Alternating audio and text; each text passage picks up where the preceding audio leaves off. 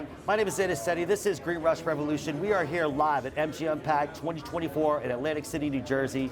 I'm here with Lou Magazzu, Weiner Law Group. How you doing, Lou? Happy to be here. Thanks for the invite. Man. Thank you, buddy. And very exciting and all the success that you've had. Oh, absolutely. You're doing great. You're crushing it. Yeah, absolutely. I've been in this shit for 26 years, so long landscape here, man. But you, 26 years, and not only have you survived, you've thrived, which makes you a very small subset, but you're doing great things. Thank you so much, Lou. So tell me about Weiner Law Group. Let's hear about your history. Well, I've been an attorney for 42 years.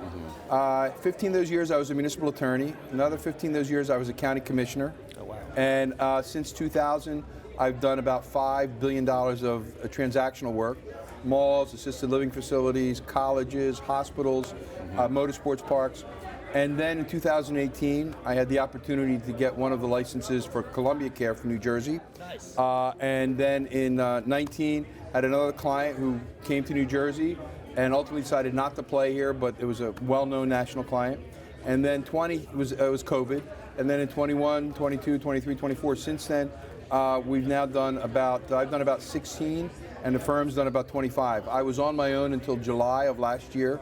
Needed a lot of help and joined the Weiner Law Group. We have 8 offices, 7 in New Jersey, 1 in New York, and it's 60 attorneys. Wow. Cannabis is a piece of our practice. We do a lot of transactional work. We also represent a lot of municipalities as attorneys for the municipality or planning board, zoning board. So we have we have contract lawyers, we have litigation lawyers, so we have the capacity to be a full-service firm. I am still focused very much on the expansion of the cannabis industry. We're opening up about 2 new cannabis files a month. As you know, New Jersey started after the medical. Yes. When it came straight for recreation, it started just with cultivation, processing, and retail. It's now opened up to have a wholesale distribution, delivery, and of course labs. So New Jersey is really booming. It's a market that is expanding at a rapid rate, but has not come anywhere near what its potential is. Of course, yeah. And so, I mean, and with New Jersey too, since it's a rolling process and there's really no limitations at the state level, are you seeing a lot of the geographical limitations happening in terms of real estate? Like, what does that look like? Well, that's a really good question. First of all, you need to understand New Jersey has designed it that the local entity is the most important initial entity. You have to have a resolution of support from the governing body. You need a zoning letter to say that it's properly zoned. Cannabis is being zoned in different parts of towns. Some place will be industrial for cultivation or processing. Commercial would be, the retail would be in commercial zones. So you first have to get the town approval. Only 1/3 of the towns have opted in, and then within those towns they have maybe 2, 3, 4 licenses max, depending on the size of the town. You then go through the CRC process. Once you've gotten the approval on the local level, the CRC is very cooperative. You get an investigator who works very closely with you, and they want to get to yes. They want to be helpful. So the immediate answer is that there's opportunity. The problem, as I see it, is one of capital, particularly with respect to cultivation, that could create some supply chain issues in the short term. But I think all of us feel the market getting better. I think there was clearly a problem post-COVID in terms of money availability, saturation of the West, issues with Canadian stocks, which I think affected the entire market and availability of capital. That seems to be changing now. I sense a more positive attitude. The other thing I think that's happening is, particularly in New Jersey, we've learned from the mistakes of other jurisdictions with respect to saturation, with respect to making sure that there's responsible operators who can deal with the good and the bad. You know, one of the things I tell my clients is cannabis is not a lottery ticket. It is a challenge. Yeah. Because of 280E and the inability to deduct anything that's plant touching, that's a big deal. And you have to run it like a business. What does that mean? It means that your revenue has to be more than your expenses. And I think a lot of folks had the mistaken impression that, wow, I got a license, I'm gonna be rich, okay? Not the deal. You gotta work it, right? It's gravity. This is like any business. Gravity, unless you're using it, gravity still applies to cannabis. Or unless you're selling it too. I mean, you can always sell it too. Exactly. Right? So I would say that I think that the environment is very, very good for New Jersey, and I think it's only going to get better. I don't want to throw shade at surrounding states, but I think New Jersey has proven adept at a couple of things. Number one, having a process that's understandable, being able to execute on the process, and maybe most importantly, to really not allow the illegals, illegal bodegas, okay, that with all due respect, you know, they may be great selling, you know, local foods and drinks and whatnot, but they shouldn't be selling cannabis when you have somebody right next door that has gone through the licensing process. New Jersey will not tolerate, by and large, okay, there's still some urban areas where there's a challenge, but by and large will not tolerate the unauthorized sale of cannabis. Right. Well, let me ask you about this, Lou, too, because we see this in many other states too as well. Is the parallel industries between cannabis and hemp, and now hemp-derived products, right, that can be advertised as adult-use cannabis. Are you seeing that in the state of New Jersey right now? Somewhat in the smoke shops. In smoke shops. I mean, there's even full-blown stores. I mean, some of these other states like Minnesota, Ohio, like you're seeing these pop up everywhere. Yeah. But when, you know, if law enforcement was to come in and say, hey, listen, what are you guys doing? We want to shut you down. Lab test it and find out it's hemp-derived products. Now we're dealing with misleading advertising. Yeah. So I'm just kind of wondering. I don't see a lot of that. Okay, so you don't see that. But remember, this is an emerging market, so that during the maturity process, we're going to see some of the challenges that maybe haven't existed yet, and that may be one of them.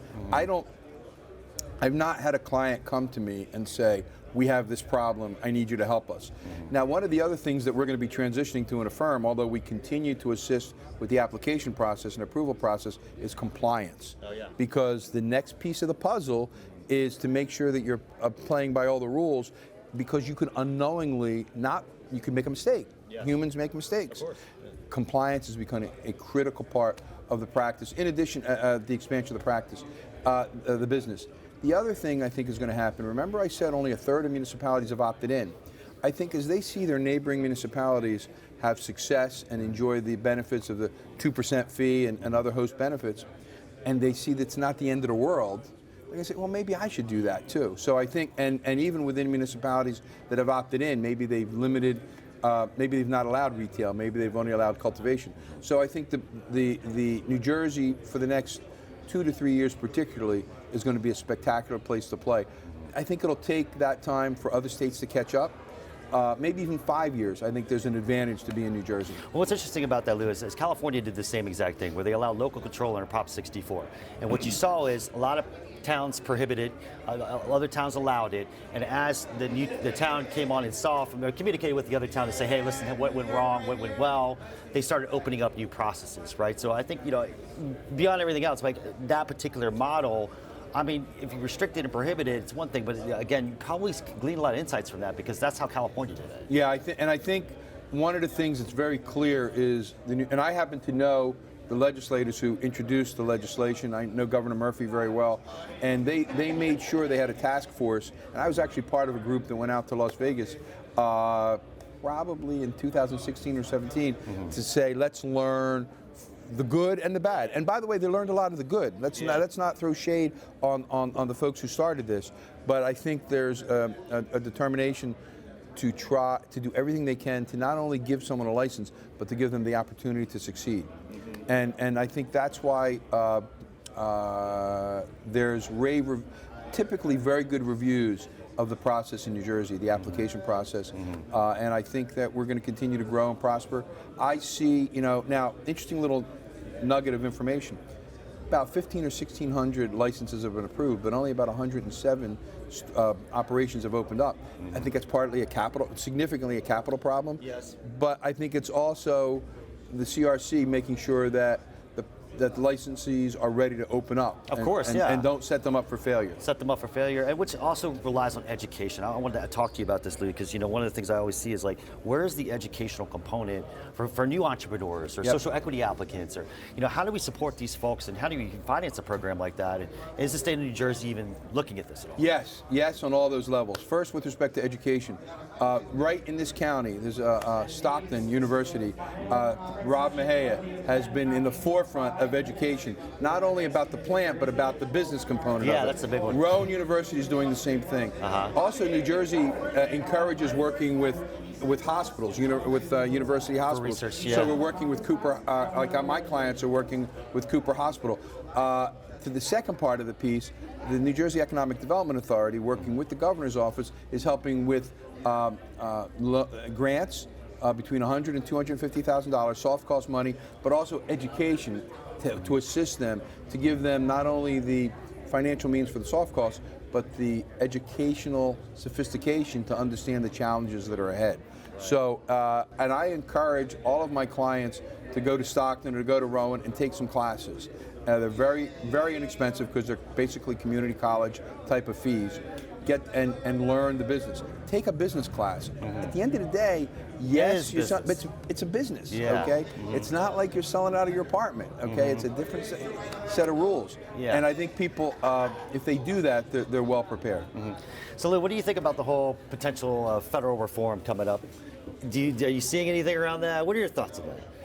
Well, I think we have to eat that cake one bite at a time. Yeah. Okay, rescheduling maybe is the first bite, but maybe the first bite is the SAFER Act. Okay, banking. All right. Right. So I don't think there's going to be a magic wand. Nothing will. I believe very little will happen until the next election. Okay. I think there's typically a reluctance by elected officials, and I was one for 15 years, to do something dramatic before you have to run for office.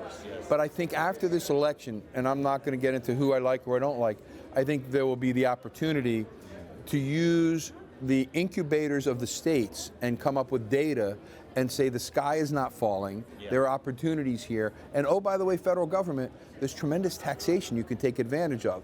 Politicians love taxes, okay? So if you legalize this, or if you find a way to help with 280E, by the way, just to assist with 280E would be a huge benefit, because all of a sudden, so I think we have to be prepared to negotiate in pieces. We're not going to get the entire promised land, right away, but I think incrementally.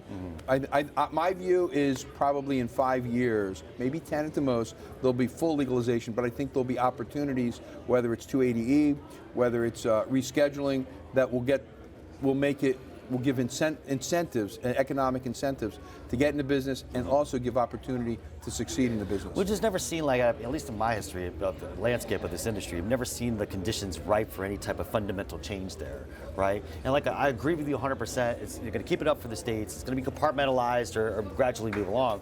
But looking at it, where we have a first sitting president really say something in this State of the Union address is kind of like. So I was curious to hear your thoughts, especially as a politician or ex-politician, or where you stand on that matter, and obviously all the any benefits we can get compared to what's been for the last decade. I think it will happen. The other point that we have to know, look at all the states now that have decriminalized or legalized for medical and recreation. I think you're probably over 3 dozen states now. Okay. The more that it becomes accepted within the states, well, that's having an impact on the nation, because people are seeing it in their backyards. And that will help, I think, nationally. Little nugget that I don't think they'd ever do, but they could do. There is a way to get around Congress, and that is what's called a state compact. If the states agreed collectively, this is what we're going to allow, you actually could have legalization. It doesn't get you to the tax issues, which I think the economic issues are the most important in some respect. You've got to, and 280E, I think, is the single, other than the availability of capital, 280E is the single biggest impediment. And frankly, if 280E was dealt with, I think it brings a lot more capital, because business people understand write-offs. They understand the ability to write something off. And if you give them something which is unusual to them anyway, and say, oh, by the way, you get no deductions, and oh, by the way, there's this risk factor, they look at you a little funny. So I think there'll be continued success. I fully expect safer banking after this election will pass, and I think there will be some reform of 280E that will ultimately lead to, I think, a decriminalization, if not a full legalization. And I would think that would boost your M&A division to the fullest extent once we see that. No question, because then you're like every other business, and I'm all for that. Yeah, and so coming back to Weiner Law Group, what do you guys see the future? It sounds like you're expanding. Are you going to other states or maybe other countries? Well, what does that look like? There is significant amount of business in New Jersey for us to have our primary focus in New Jersey. We are looking in New York. We have the capacity, but New York has its challenges. And as a consequence of that, we have decided that we want to spend more of our focus in New Jersey. Keeping an eye on Pennsylvania. I happen to know Governor Shapiro, who's excellent, and Shapiro, who's excellent, as well as now Governor Murphy in New Jersey has been the leader. That's an important point. You have to have leadership from the top. I think Governor Shapiro would like to move on legalization. He doesn't have the support of his legislators yet. I think he's going to bring them along. I think Pennsylvania is a good place to look. Maryland is making great success. Yeah, we've got 6 licenses there. Congratulations on that. And Massachusetts has been really a pretty good market. It's a good market as well. So I think there's a lot to be learned from the good markets. But for our firm right now, we're very focused on New Jersey. We're keeping an eye on New York. We're keeping an eye on Pennsylvania. But our sweet spot is clearly New Jersey. All right, thanks so much, Lou, thanks for coming to the show. Lou Magazzu, Weiner Law Group. This is Green Rush Revolution. My name is Zeta Ceti. Thank you, guys.